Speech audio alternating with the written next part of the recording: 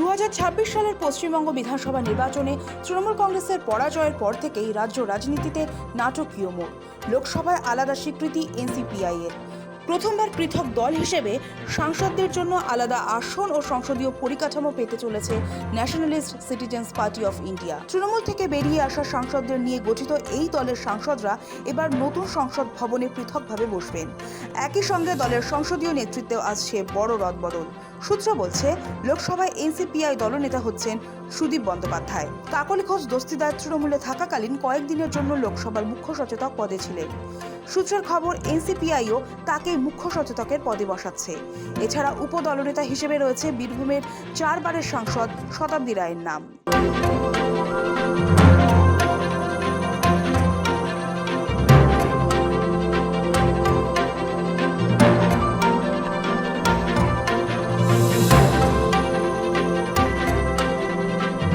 সোমবার বিকেলে লোকসভার স্পিকার ওম বিড়লা এবং কেন্দ্রীয় স্বরাষ্ট্রমন্ত্রী অমিত শাহের সঙ্গে দেখা করে এ বিষয়ে আলোচনা সেরেছেন সুদীপ এবং কাকলি ঘোষ দস্তিদার।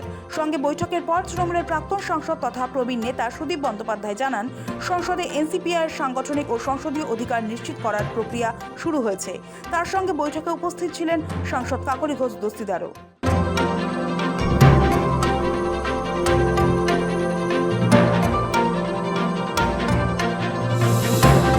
20 জুলাই শুরু হচ্ছে সংসদের বাদল অধিবেশন। তার আগে 19 জুলাই দলের সাংসদদের বৈঠকে আনুষ্ঠানিক প্রস্তাব গ্রহণ করবে এনসিপিআই।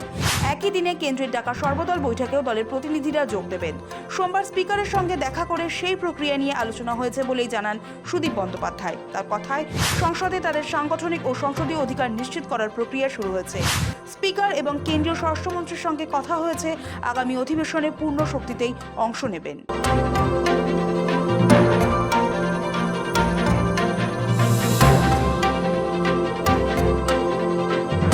লক্ষণীয় বিষয় হলো, 26 বিধানসভা নির্বাচনে তৃণমূলের পরাজয়ের পরই দলের বিরুদ্ধে দুর্নীতি সহ একাধিক গুরুতর অভিযোগ তুলে বিদ্রোহী শিবিরে যোগ দেন 20 জন সাংসদ। লোকসভার স্পিকারের অনুমোদন পেয়ে তাদের বিজেপির নেতৃত্বাধীন এনডিএ জোটে আনুষ্ঠানিকভাবে সামিল করে দেওয়া হয়। বর্তমানে বিদ্রোহী সাংসদরা এনসিপিআই দলের সদস্য, আর লোকসভায় এই দলের দলনেতা হচ্ছেন সুদীপ বন্দ্যোপাধ্যায়। সোমবারই ওম বিড়লা এবং কেন্দ্রীয় স্বরাষ্ট্রমন্ত্রী অমিত শাহের সঙ্গে দেখা করে এ বিষয়ে আলোচনা সেরেছেন সুদীপ এবং কাকলি ঘোষ দস্তিদার। তৃণমূলে থাকাকালীন সুদীপ বন্দ্যোপাধ্যায় লোকসভায় দলনেতা ছিলেন। পরে শারীরিক অসুস্থতার কারণে তার জায়গায় আসেন অভিষেক বন্দ্যোপাধ্যায়। অন্যদিকে মুখ্য সচেতক হিসেবে ছিলেন কাকলি ঘোষ দস্তিদার। তবে ভোটের রেজাল্টের কয়েকদিনের মধ্যেই এই পদে পুনরায় কল্যাণ বন্দ্যোপাধ্যায়কে ফিরিয়ে আনা হয়। এ নিয়ে ক্ষোভ উগরে দিয়েছিলেন বারাসতের সাংসদ। ডেপুটি লিডার ছিলেন শতাব্দী রায়। বর্তমানে এই 3 সাংসদই এনসিপিআইতে যোগ দিয়েছেন। সূত্রের খবর, তাদের তালিকা অনুযায়ী সুদীপ বন্দ্যোপাধ্যায় দলনেতা। দীর্ঘদিন তৃণমূল কংগ্রেসের লোকসভা দল পরিচালনার অভিজ্ঞতা থাকায় তাকে এই দায়িত্ব দেওয়া হচ্ছে বলে খবর। এদিকে কাকলি ঘোষ দস্তিদারকে মুখ্য সচেতক এবং শতাব্দী রায়কে ডেপুটি লিডার করা হতে পারে। একই সঙ্গে 20 জন সাংসদের জন্য একটি পৃথক ঘর বরাদ্দ করা হয়েছে। এনডিএকে সমর্থনের সিদ্ধান্ত নেওয়ায় শাসক জোটের দিকেই হতে পারে তাদের আসন। তবে কে কোন আসনে বসবে সেটা ঠিক করবে দলই। যেহেতু তারা এনডিএকে সমর্থন করছেন, তাই শাসক জোটের ট্রেজারি বেঞ্চের দিকেই তাদের আসন বরাদ্দ হওয়ার সম্ভাবনা প্রবল।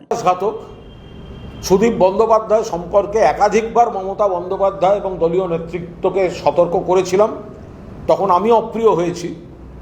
কিন্তু সুদীপ বন্দ্যোপাধ্যায় এবং দলের এই অংশটি যা করছে, এটা চূড়ান্ত বিশ্বাসঘাতকতা। 2024 সালে তারা যে ভোটে জিতেছিলেন, সেই একটা ভোট ছিল বিজেপি বিরোধী ভোট, অর্থাৎ মানুষ বিজেপির বিরুদ্ধে ভোট দিয়েছিলেন মমতা বন্দ্যোপাধ্যায়ের প্রার্থীদের। আজকে কি করে তারা এনডিএর শরিক বা বিজেপির বন্ধু নাকি দুদিন বাদে জয়েন করবেন, কি করে যেতে পারেন? তারা শুধু মমতা বন্দ্যোপাধ্যায়ের সঙ্গে বিশ্বাসঘাতকতা করছেন না, তারা শুধু তৃণমূলের সঙ্গে বিশ্বাসঘাতকতা করছেন না, তারা তাদের প্রত্যেকটি ভোটারের সঙ্গে বিশ্বাসঘাতকতা করেছেন। 2024 সালে মানুষের রায় ছিল 5 বছরের জন্য তারা যাবেন।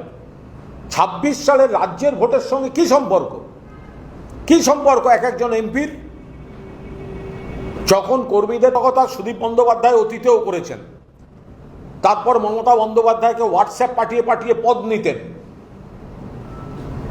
এরা যেভাবে এদের যা বক্তব্য, সেগুলো 4 মের পর বলতে হলো কেন? মমতা ব্যানার্জি যদি আজ মুখ্যমন্ত্রী থাকতেন, তাহলে তো এই সুদীপ বন্দ্যোপাধ্যায় এরাই তো মমতাদিকে ঘিরে থাকতেন, যে কজন আছে সব কজন।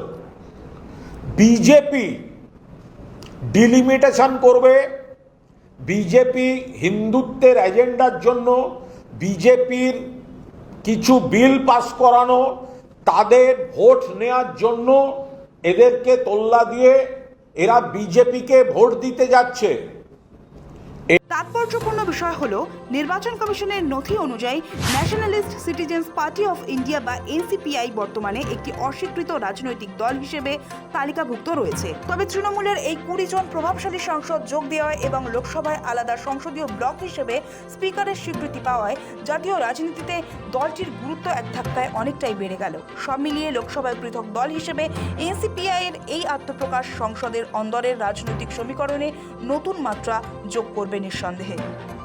ব্যুরো রিপোর্ট, সময়, কলকাতা।